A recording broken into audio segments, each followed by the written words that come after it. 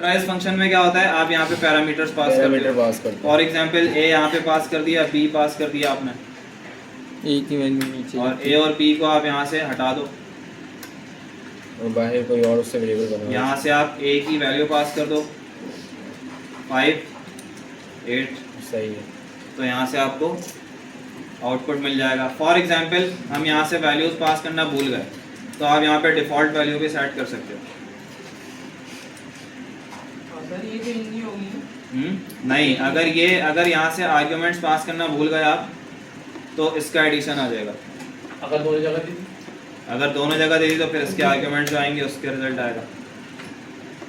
ठीक है, वो ओवरराइड हो जाएगी उसके ऊपर। और अगर आप यहाँ पे जाके यहाँ नेम पास कर दो स्ट्रिंग में,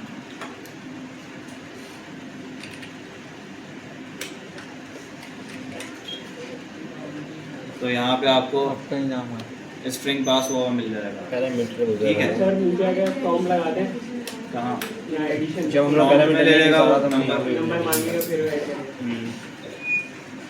ठीक है। अच्छा, ये पैरामीटराइज फंक्शन हो गए, yes sir. Function with arguments, function with parameters. ठीक है। अच्छा, अब इसके अलावा एक फंक्शन आपका आता है जिसे हम कहते हैं एरो फंक्शन।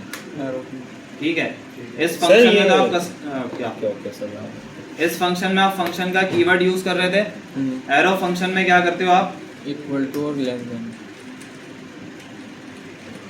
एरो फंक्शन में आप जाते हो और यहाँ पे आप लेट करके आप एक वेरिएबल डिक्लेयर करते हो। फॉर एग्जांपल यहाँ पे हम सब्ट्रैक्ट का फंक्शन बना लेते हैं, इक्वल्स टू पैरेंथेसिस बनाओगे और यहाँ पे आपने एरो बनाया और उसकी बॉडी बनाई। ठीक है। अब यहाँ पे जाके आप जो भी पास करना चाहो, अब इसको डायरेक्ट पैरामीटराइज फंक्शन ही बना देता हूँ।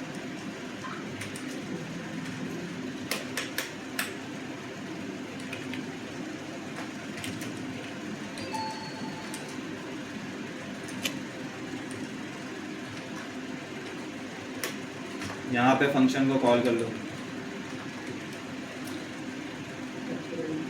नहीं होगा, प्रिंट करवा दो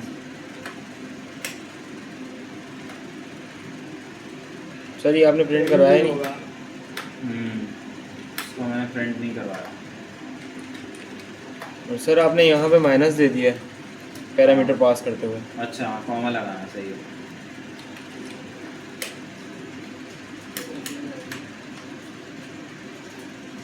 ठीक है। तो आपका आउटपुट इसी तरीके से मिल जाएगा। एरो फंक्शन में और जो आपके सिंपल फंक्शन है उनमें फ़र्क क्या है? ये आपके फंक्शन जो थे ये ES5 वर्जन में डिक्लेयर किए जाते थे। एरो फंक्शन आपके पास ES6 वर्जन में है। ठीक है। तो यहाँ लिख लो ES6 ECMAScript 6। ठीक है। ES6 में आपके पास एरो फंक्शन इंट्रोड्यूस करवाया। अच्छा, एरो फंक्शन में आपके पास एक चीज़ और डिफाइन की जाती है। आप क्या कर सकते हो एरो फंक्शन में? जैसे फॉर एग्जांपल अगर आपके पास सिंगल स्टेटमेंट है तो आप एरो फंक्शन को इस तरह भी कर सकते हो। जैसे मैंने यहाँ पे लिखा नेम, और यहाँ पे जाके मैंने लिख दिया इसको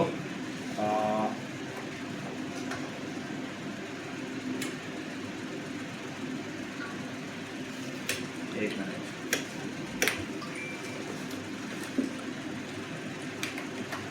सर नेम का वेरिएबल सर नेम्स करें, एस लगाएं। एस लगा, नेम में ये एम बड़ा कर देंगे क्योंकि वो नेम सर वो हो जाते हैं। नहीं, ऊपर मैंने डिक्लेयर किया हुआ है।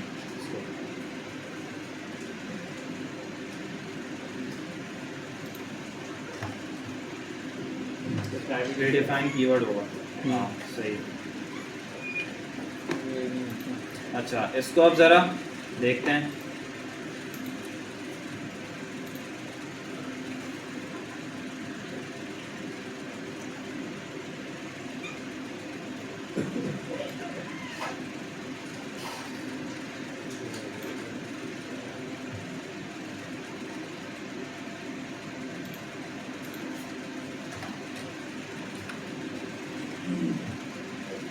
ठीक है, आउटपुट आपके पास आ गया।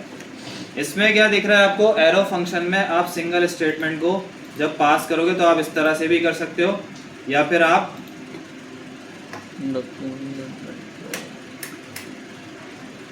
ये ब्रैकेट्स भी हटा सकते हो, तब भी आपका एरो फंक्शन बना रहेगा। ठीक है, कोई मसला नहीं होगा उसमें। तो आप अगर यहाँ से आर्ग्यूमेंट्स पास करो, फॉर एग्जांपल आप यहाँ पे लिख दो फुल नेम का पैरामीटर, यहाँ पे फुल नेम अली और खान। इसके अलावा नीचे फुल पैरामीटर नेम पास यहाँ कर पे प्रिंट कर लो, यहाँ पैरामीटर को पास कर दो।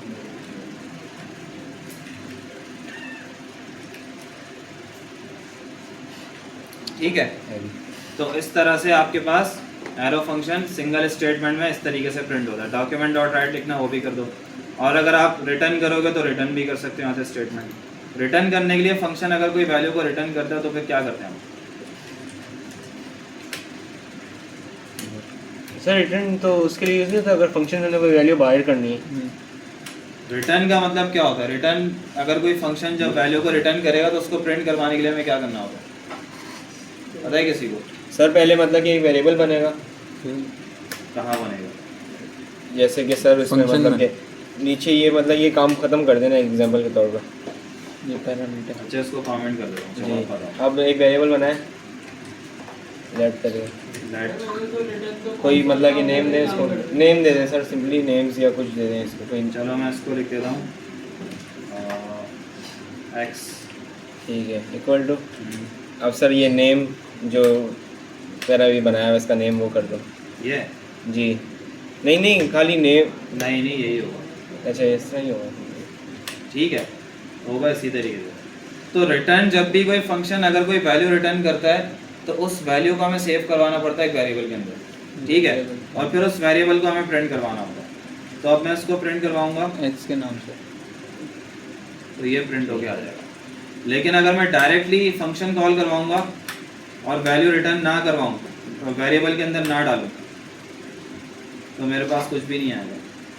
ठीक है, पैरामीटर ही पास नहीं करा हुआ सर। क्योंकि पैरामीटर भी पास पास किया करा हुआ हुआ है। यहाँ आ रहा है पैरामीटर और यहाँ से प्रिंट भी हो अच्छा रहा है, रिटर्न कर दिया। यहाँ से रिटर्न हो रहा है। सही तो है। रिटर्न जब हो रहा है तो रिटर्न करने के लिए हमें क्या करना होता है? Variable। उसको वेरिएबल के अंदर डालना होता है और उस वेरिएबल को हमें प्रिंट करना होता है। अब सही है, समझ में। ठीक है, बात समझ में आ गई? यस। अच्छा, अब इसके अलावा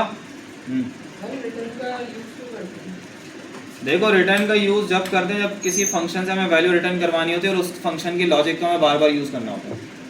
ठीक है, फंक्शन जब आपके आगे यूज़ होंगे किसी लॉजिक में, किसी कोड के अंदर, आप एक मरतबा फंक्शन को आप ऐसे बनाते क्यों हो? फंक्शन को बनाने का एक बेसिक कॉन्सेप्ट क्या है? मुझे कोई इसकी डेफिनेशन बता दो।